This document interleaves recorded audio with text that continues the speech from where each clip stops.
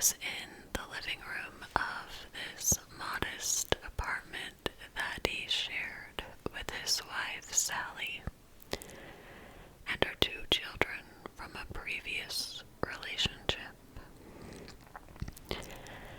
Sally, Ray's wife, was the one who had called 911, and police learned that Sally had shot him during a domestic dispute.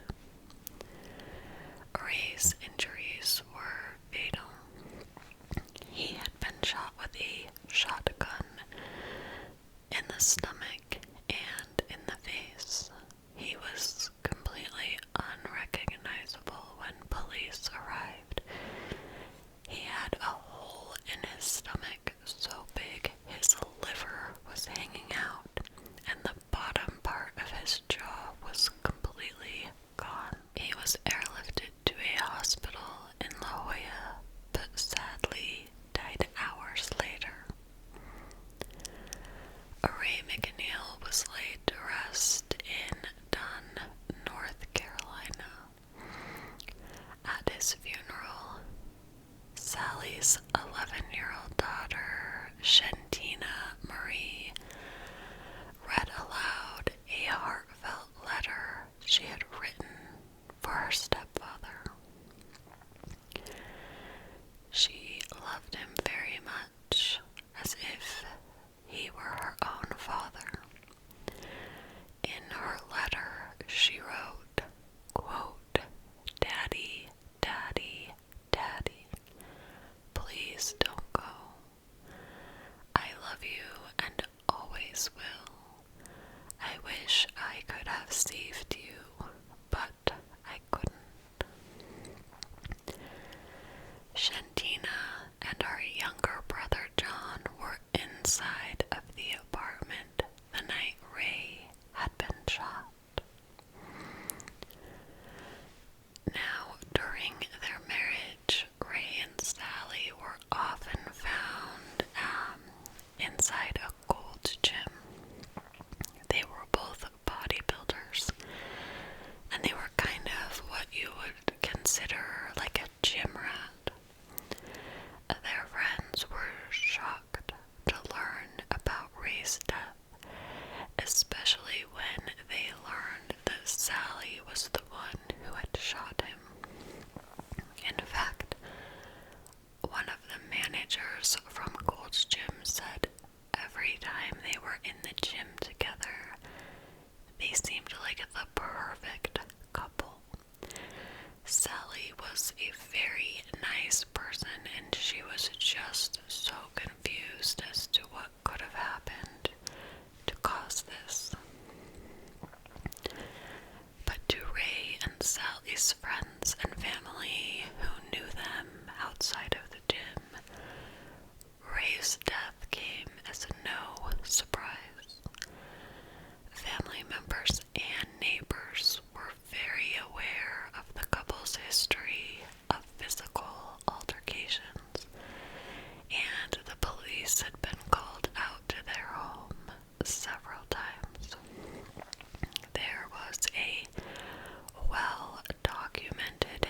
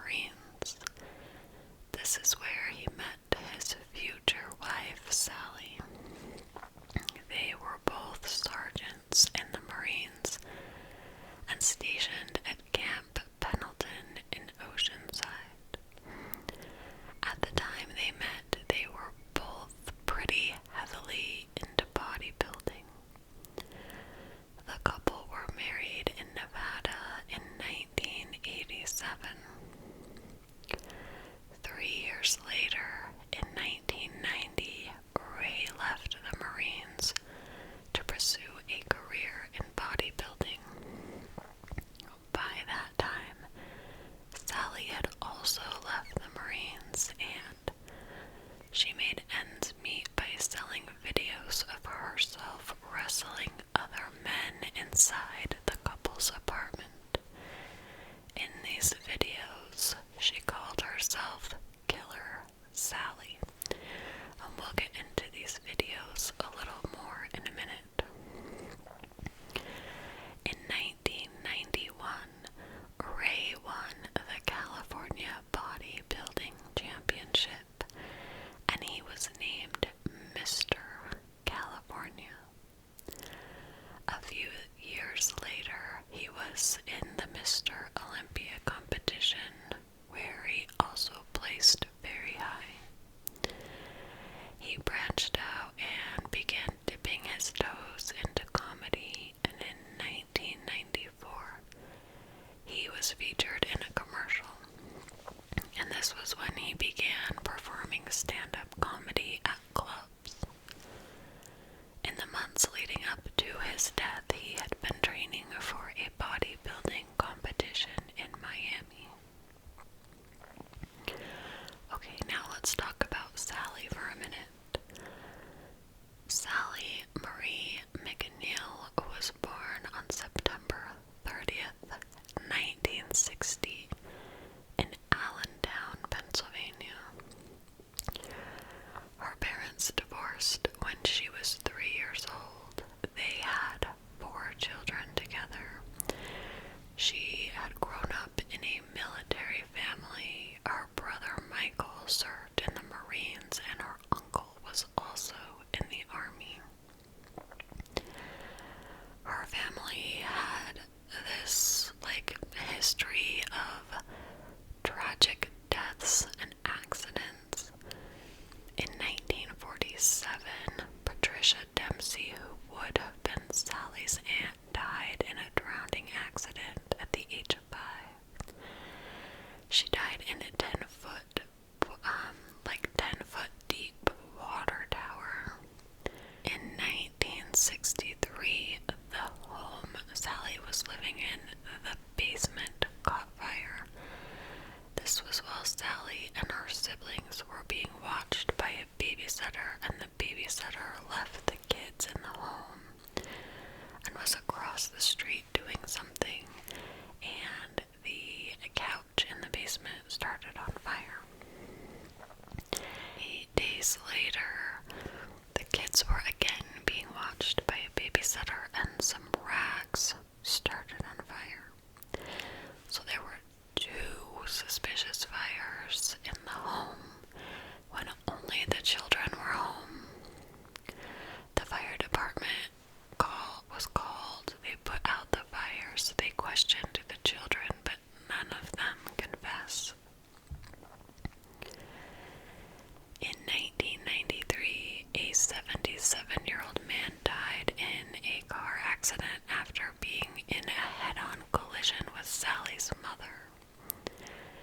Then in 2010, Sally's brother Michael died in a freak accident. He was heavily intoxicated, and I guess he was homeless, and he was known to just drink until he passed out. He passed out in a garbage can that was then, dumped into a garbage truck and smashed down, and he died. So that really has nothing to do with the story, but I just thought it was interesting that there were all of these tragic deaths and random fires in her past. Sally went to high school in Allentown, where she excelled in athletics. She was involved in swimming, diving, and running track. In 1978, she won first place in the city diving championship. After high school, she attended college, where she continued to excel in athletics. Sally became a Marine after attending college for 3 years. She met her first husband, John Anthony Loden, during this time. The couple married in 1982, and soon after that,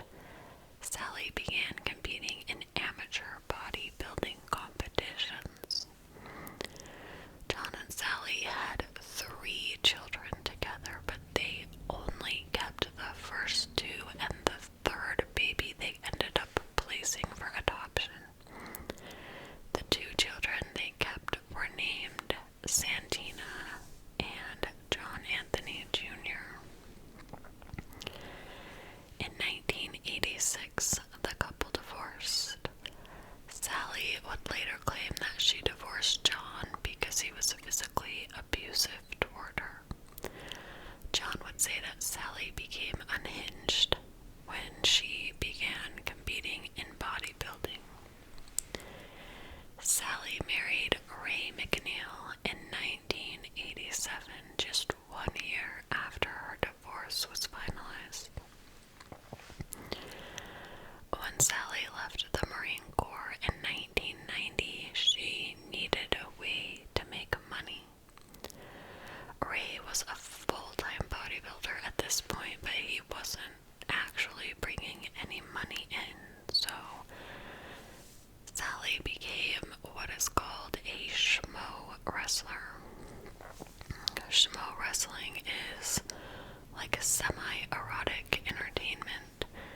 She would videotape herself wrestling men into submission in the couple's apartment, and then she would sell these tapes to make money.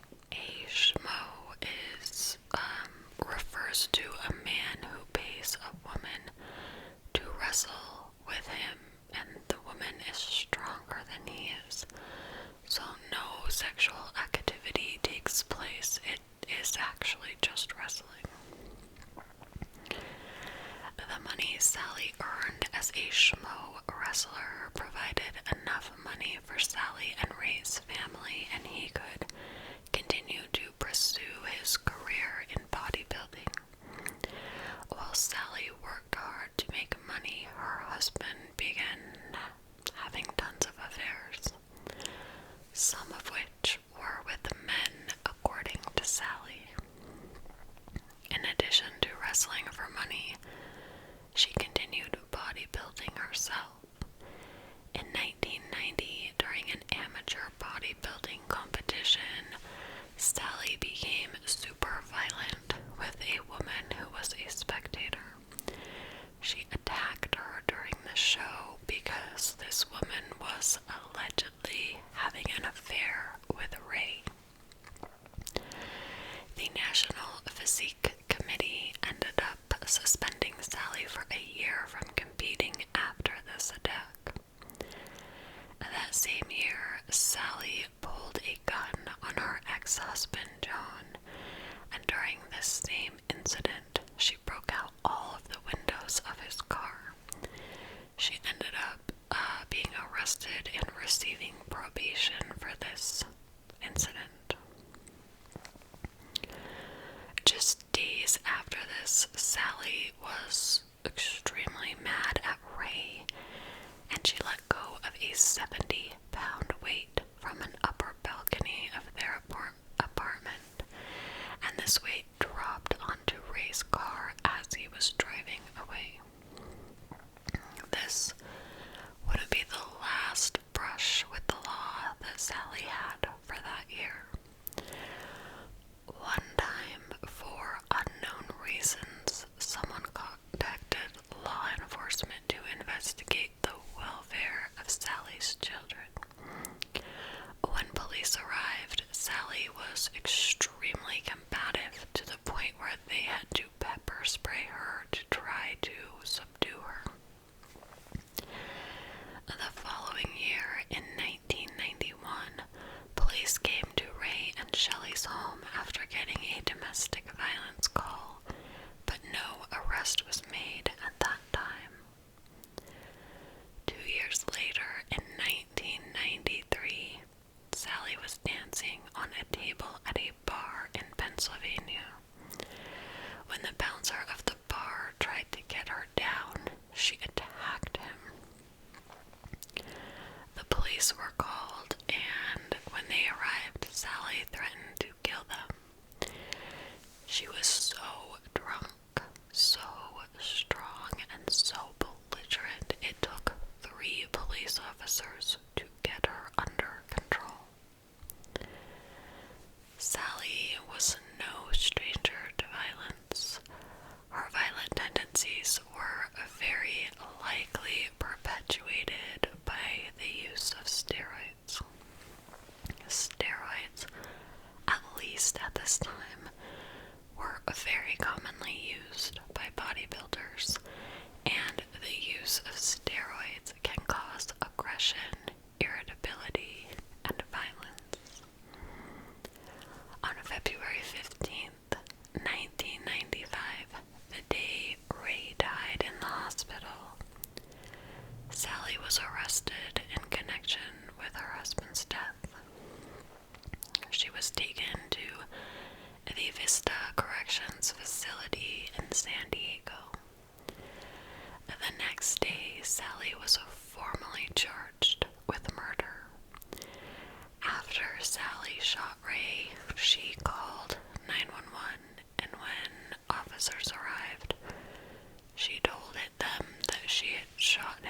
self-defense and she answered all of their questions. But police needed to find out what had happened, like what was the situation, was this really self-defense? At the time of Ray's death, he and Sally had been married for 8 years. They had an extremely volatile relationship that had been well documented over the years in police reports and court records and statements of friends and family. The violence went both ways with each of them, like attacking the other. This was not a situation where one was the abuser. They just fought with each other physically all the time. During one of their fights in 1990, it was alleged that Ray beat and injured Sally, and she was granted an order of protection. After that incident, Sally allegedly said that Ray continued to abuse her.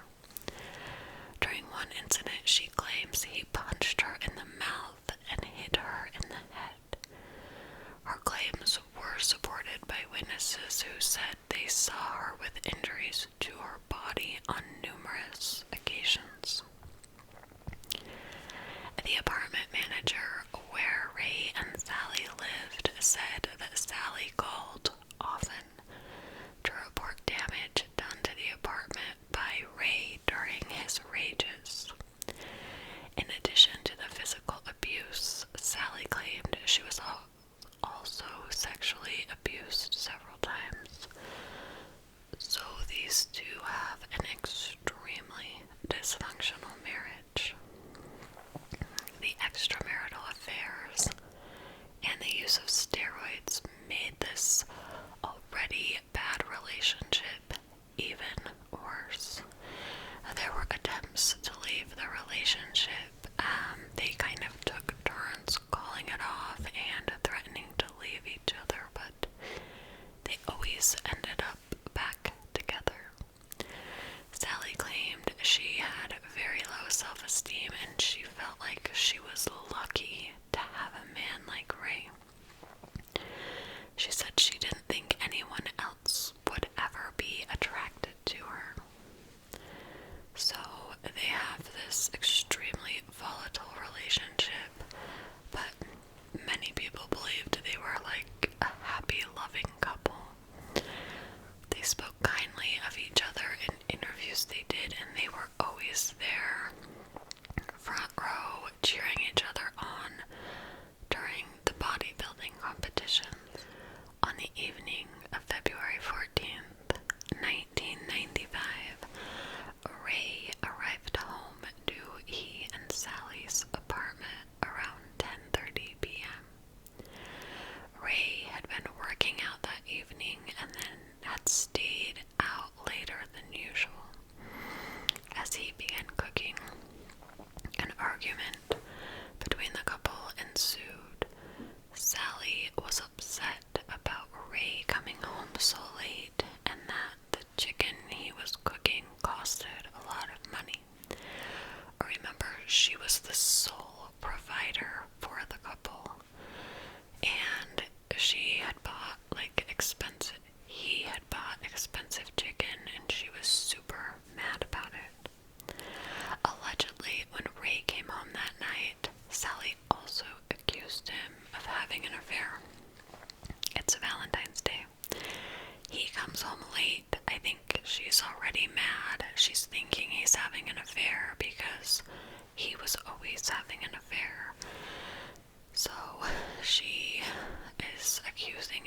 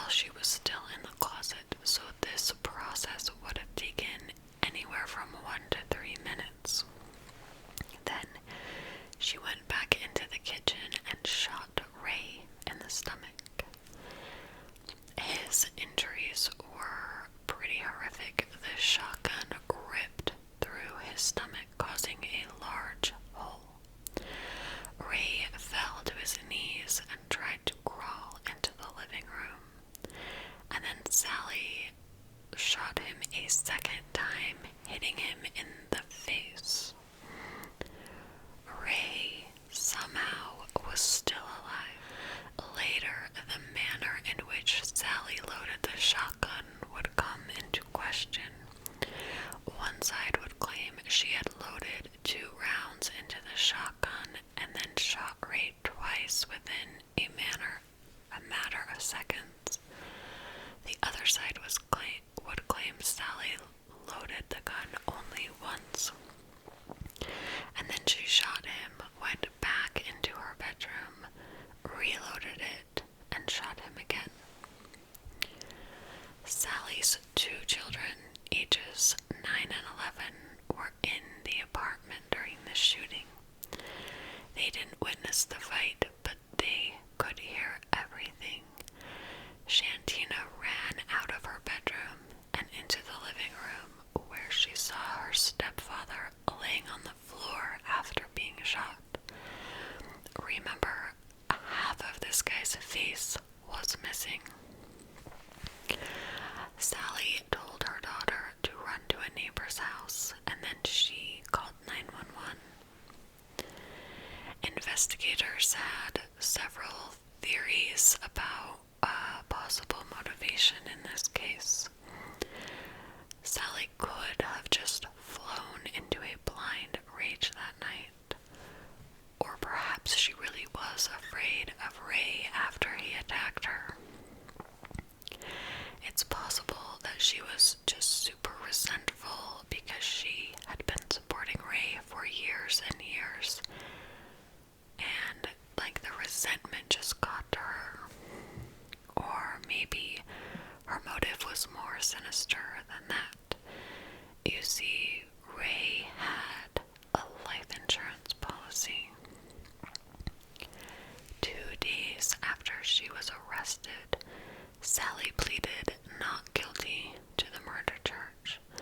The judge set her bail at $100,000, although the prosecution asked for it to be set at $1 million. The judge believed that since Sally basically had no money, she wouldn't be able to produce the funds necessary to get her bail. Sally, however, was able to make bail and was released from jail on June 19th. She stayed with friends as she waited for her trial to begin. 1 year to the day after Ray was shot, Sally's murder trial began. A jury of 7 women and 5 men were chosen to hear her case. The prosecution presented their theory during opening arguments.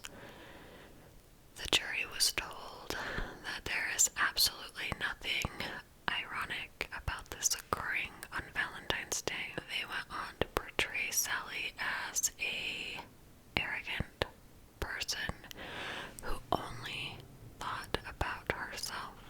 They said that she killed Ray because he was planning on leaving her for another woman.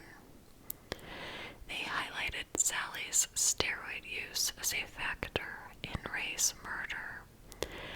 They said, quote, "This case, on its bare facts, is about rejection. It's about if I can't have you, nobody else will," end quote. They presented evidence of Sally's violent past and showed a pattern of jealousy and violence. They said that she was a jealous wife whose anger came to a head the night she murdered her husband in cold blood. They also presented another theory for the jury to consider. They said that Sally was motivated to kill her husband for financial gain. Sally wanted to collect on Ray's $100,000 life insurance policy. They said that in the days before she had murdered Ray, she had visited a life insurance agent. During this meeting, Sally asked the agent about increasing the amount on his policy. Sally was the sole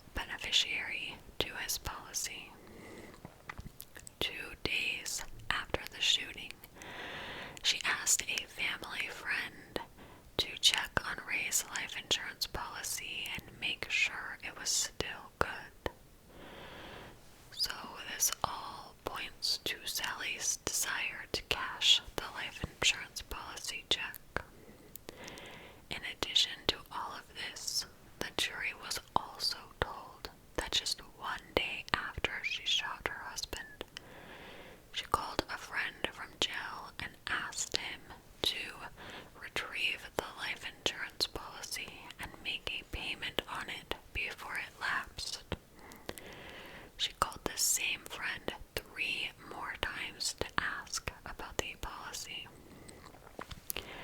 And they presented several witnesses that testified about Sally's repeated attacks on Ray. They also heard testimony about Sally's brushes with the law, including her arrest for aggravated assault and resisting arrest. Testimony also included the story of when Sally attacked the woman at the bodybuilding competition. The jury was presented with physical evidence that Sally was a regular steroid user. The jury heard testimony about steroids recovered from the couple's apartment. Toxicology reports indicated that Sally had one type of steroid in her system when her husband died, and Ray actually had 5 different types of steroids in his system on the night he died. The prosecution also said that Sally had time to think about her actions the night Ray was killed. This was not a woman who was being strangled and she reaches for a knife and stabs him. She had anywhere from 1 to 3 minutes when she walked out of the kitchen and into their bedroom to load the shotgun to think about what she was doing. When Sally returned to the kitchen, she stood in the entrance, which was the only way in or out of the kitchen, so she essentially blocked Ray from escaping. She yelled at him, saying, "Never hit me again," and shot him. She was about 6 feet away when she shot him. After being shot, Ray was able to stumble into the living room, at which time Sally shot him again. The jury was shown video footage from when officers had interrogated her the night Ray was killed. When detectives informed her that Ray had died, Sally broke down and started crying. Sally told them, "I didn't want it to be that way. I just wanted him to stop hitting me. Oh my God." Sally, who had been pretty stoic during the trial thus far, began sobbing when that video footage was shown, and the judge ended up having to call a recess so she could, get herself together. So, because Sally didn't really have any money, she was provided a public defender to, assist her in the trial. He said in his opening statement that the issue in this case is Sally McNeil's right to use force in an honest manner against her abuser in order to stop the beatings, rapes, sodomy, and torture. He said that Ray was never leaving Sally for another woman.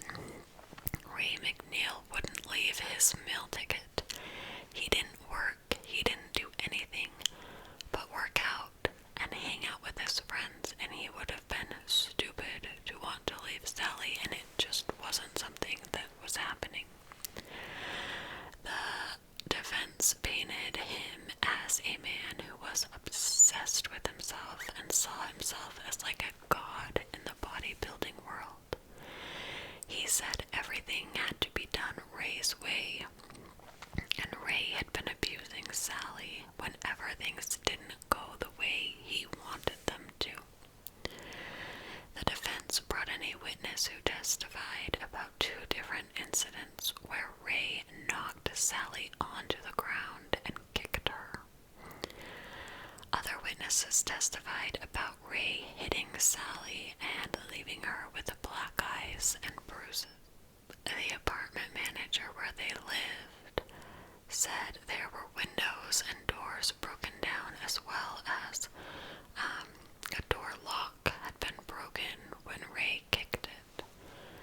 An officer was also brought in to testify about a statement given to him by Ray and Sally's neighbor on the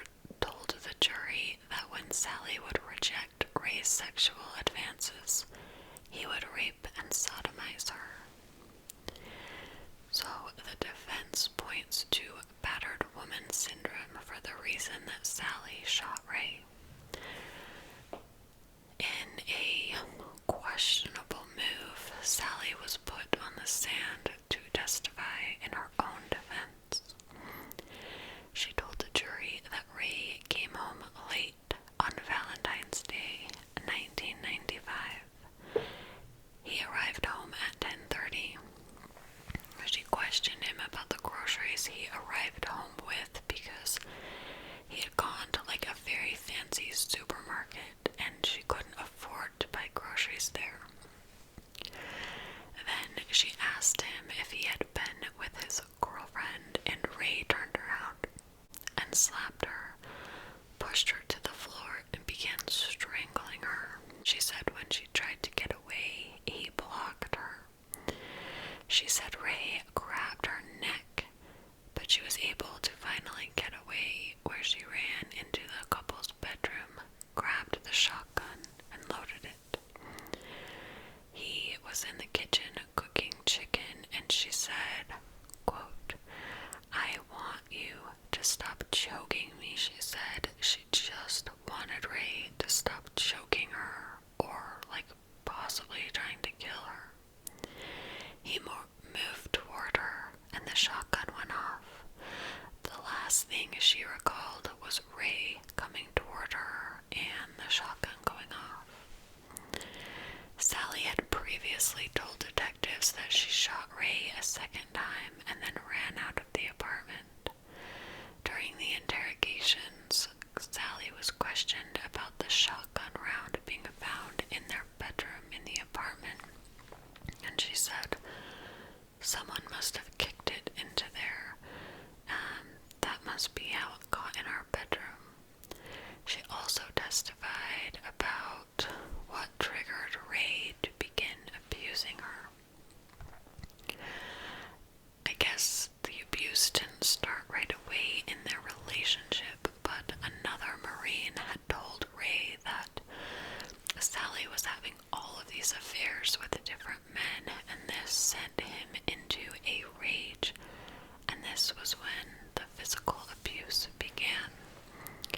Sally spoke about several occasions where Ray broke bones in her nose, her hand, her feet, and her tailbone.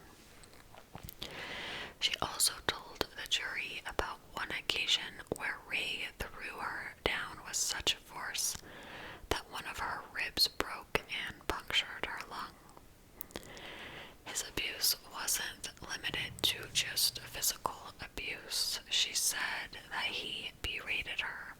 He told her she was stupid, white trash, and used goods. At some point in the marriage, Ray's beatings would happen less often.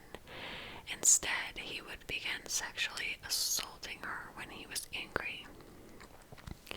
She talked about his multiple affairs and spoke about how she was the sole provider of the family. She was even paying for his pricey steroid habit. Their marriage was completely dissolving at the time of the shooting. The defense called a psychologist to the stand who said Sally suffered from battered woman syndrome. This doctor talked about the abuse that Sally endured over the years and these tests he had performed on her that indicated that she had battered woman syndrome as a result of all of the abuse. The doctor said Sally had low self-esteem and was very devoted to Ray. No matter how badly he treated her, she was still devoted to him. The psychologist also testified that on the night of the shooting, Sally believed she was in danger. And they said that due to her state of mind in the moment when he began strangling her, the switch went off in her head, and she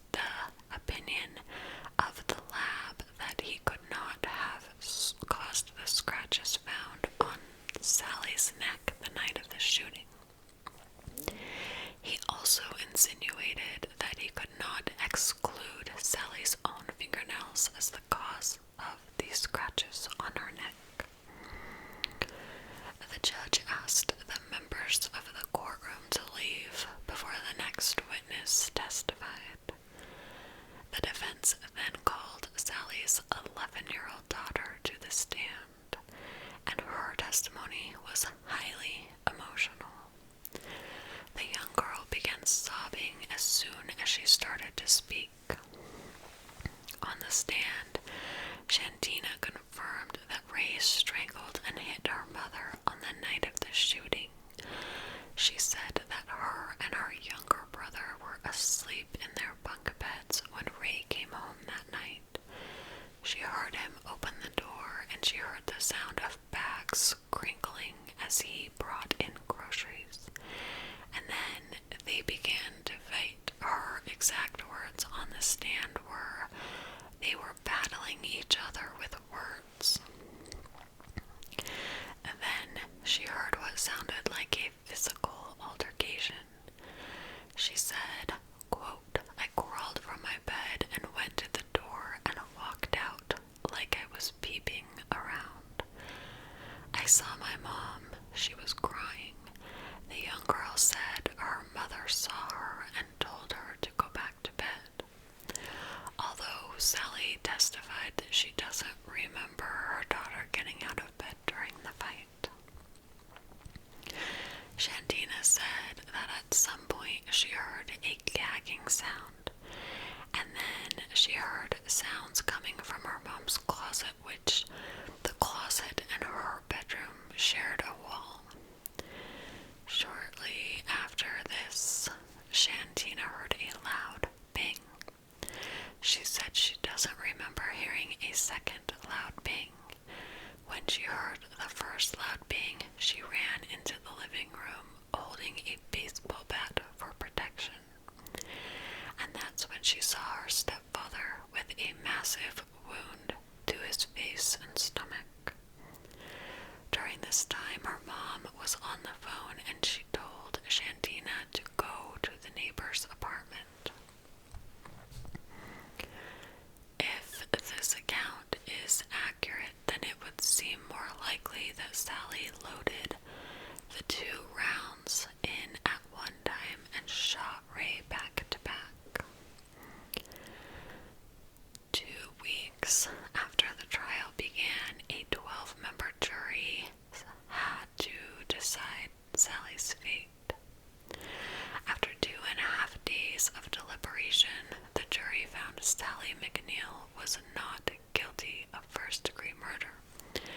So they announce this, and Sally starts bawling because she's so relieved, but this relief would not last long. As she's still crying, Sally finds out that she was found guilty of second-degree murder. Now she is faced with 15 years to life in prison. Sally's sentencing hearing was scheduled for 1 month later, and during her sentencing, the judge said that the court did find that Sally McNeil was a battered woman at the time that she shot and killed Mr. McNeil. But Sally McNeil was also a very violent person. She murdered Raymond McNeil in a brutal manner. Ray did not deserve to die in this way. And then the judge sentenced Sally to a maximum of 19 years to life in prison. Sally would be eligible for parole in 15 years.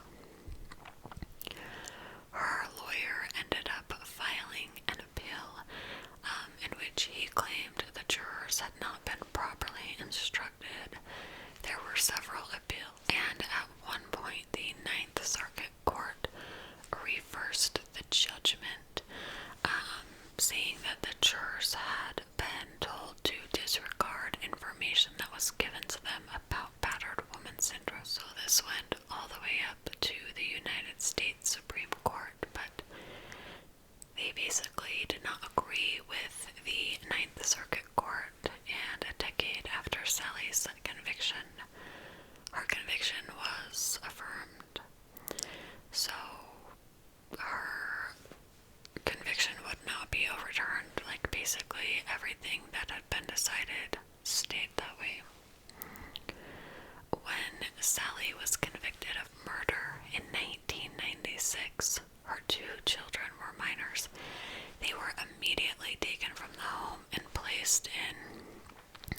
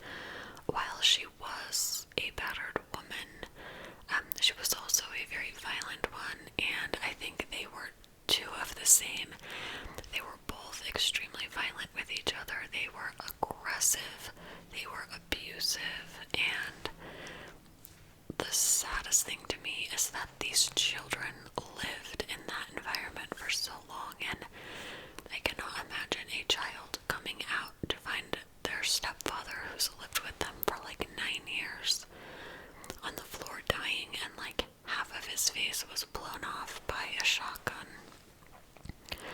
I am glad that it seems that the children are doing well, but that, like, in my mind, they are the victims, and Sally and Ray are not. Even though Ray was killed, I don't know how much of a victim I would call him. The children, in my opinion, are the victims in this story. Let me know what you guys think